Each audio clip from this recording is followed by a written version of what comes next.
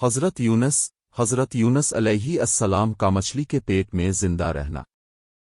हज़रत यूनुस हमज़ा को अल्लाह ताला ने नैऊ मौजूदा इराक का शहर मूसल की बस्ती की हिदायत के लिए भेजा। नैऊ में अब कई साल तक उनको तबलीग की दावत देते रहे, मगर कौम ईमान न लाई तो अब हमज़ा ने उनको अजाब के आने की खबर दी और तरशीश मौजूदा यूनुस की तरफ जाने के लिए निकले। हज़रत यूनुस हमज़ा जब कौम से नाराज़ होकर चले गए तो कौम ने अब हमज़ा के पीछे तौबा कर ली।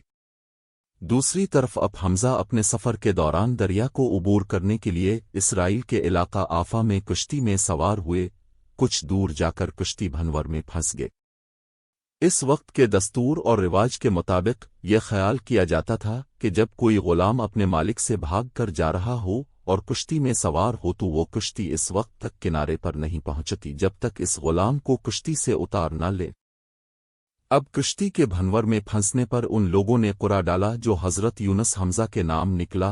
3 दफ़ा कुरा अब हमज़ा के नाम ही निकला तो आपे हमज़ा ने फरमाया कि मैं ही गुलाम हूँ जो अपने आका को छोड़कर जा रहा हूँ।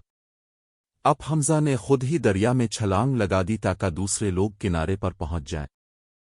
अल्लाह ताला ने एक मछली के दिल में इल्का अशारिया किया और हुक्म दिया कि हज़रत यूनुस हमज़ा को बग़ैर नुकसान पहुंचाए निगल ले। इस तरह एक मछली के पेट में आ गए। ये अब हमज़ा पर एक इम्तिहान था। हज़रत यूनुस हमज़ा को मछली के पेट में जाने की वजह से ज़ुल्नून और साहिब अल-हूत कहा गया क्योंकि नून और हूत दोनों का मानी मछली है। अल्लाह ताला इरशाद फरमाता है, और मछली वाले को भी हमने नवाजा याद करो जबकि वो बिगड़कर चला गया था और समझा था कि हम इस पर गिरफ्त न करेंगे। दूसरी तरफ मछली के पेट में दाखिल होने के बाद हज़रत यूनुस हमज़ा ने ये समझा कि वो मर चुके हैं, मगर पांव फैलाया तो अपने आप को जिंदा पाया। बारगाह इलाही में अपनी नदामत का इजहार किया और तौबा इस्तिग़फ़ार की, क्योंकि वो वही इलाही का इंतज़ार और अल्लाह ताला से इजाज़त लिए बग़ैर अपनी कौम से नाराज़ हैकर नैऊ से निकल आए थे। फिर मछली के पेट में हज़रत यूनुस हमज़ा ने अपनी ख़ता की यूं मुआफ़ी मांगी। आखिर को इसने तारीकियों में पुकारा, वो नहीं है कोई खुदा मगर ताव पाक है तेरी ज़ात, बेशक मैंने कसूर किया।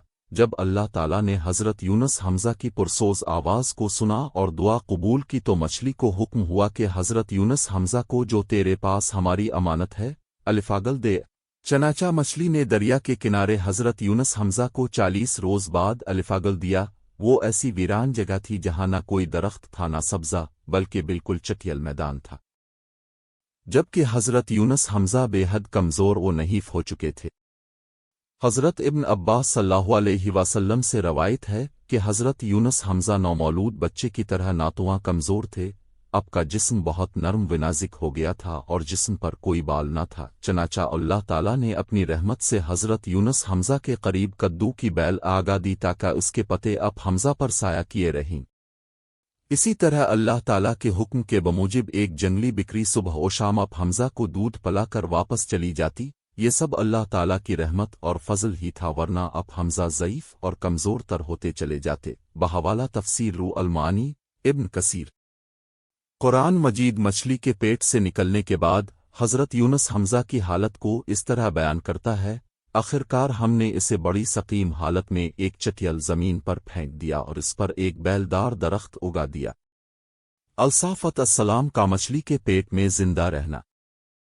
हज़रत यूनुस हमज़ा को अल्लाह ताला ने नैऊ मौजूदा इराक का शहर मूसल की बस्ती की हिदायत के लिए भेजा। नैऊ में अब कई साल तक उनको तबलीग की दावत देते रहे, मगर कौम ईमान न लाई तो अब हमज़ा ने उनको अजाब के आने की खबर दी और तरशीश मौजूदा यूनुस की तरफ जाने के लिए निकले। हज़रत यूनुस हमज़ा जब कौम से नाराज़ होकर चले गए तो कौम ने अब हमज़ा के पीछे तौबा कर ली।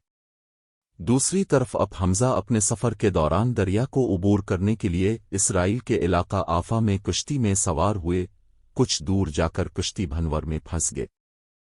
इस वक्त के दस्तूर और रिवाज के मुताबिक यह ख्याल किया जाता था कि जब कोई गुलाम अपने मालिक से भाग कर जा रहा हो और कश्ती में सवार हो तो वो कश्ती इस वक्त तक किनारे पर नहीं पहुंचती जब तक इस गुलाम को कश्ती से उतार न ले। अब कश्ती के भंवर में फंसने पर उन लोगों ने कुरा डाला जो हज़रत यूनुस हमज़ा के नाम निकला। 3 दफ़ा कुरा अब हमज़ा के नाम ही निकला तो आपे हमज़ा ने फरमाया कि मैं ही गुलाम हूँ जो अपने आका को छोड़कर जा रहा हूँ। अब हमज़ा ने खुद ही दरिया में छलांग लगा दी ताकि दूसरे लोग किनारे पर पहुंच जाएं। اللہ تعالیٰ نے ایک مچھلی کے دل میں القا اشاریہ کیا اور حکم دیا کہ حضرت یونس حمزہ کو بغیر نقصان پہنچائے نگل لے۔ اس طرح ایک مچھلی کے پیٹ میں آ گئے۔ یہ اب حمزہ پر ایک امتحان تھا۔ حضرت یونس حمزہ کو مچھلی کے پیٹ میں جانے کی وجہ سے ذوالنون اور صاحب الحوت کہا گیا کیونکہ نون اور حوت دونوں کا معنی مچھلی ہے۔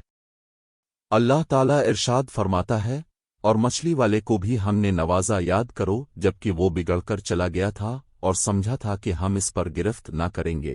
دوسری طرف مچھلی کے پیٹ میں داخل ہونے کے بعد حضرت یونس حمزہ نے یہ سمجھا کہ وہ مر چکے ہیں، مگر پاؤں پھیلایا تو اپنے آپ کو زندہ پایا، بارگاہ الہی میں اپنی ندامت کا اظہار کیا اور توبہ استغفار کی، کیونکہ وہ وحی الہی کا انتظار اور اللہ تعالیٰ سے اجازت لیے بغیر اپنی قوم سے ناراض ہے کر نیو سے نکل آئے تھے۔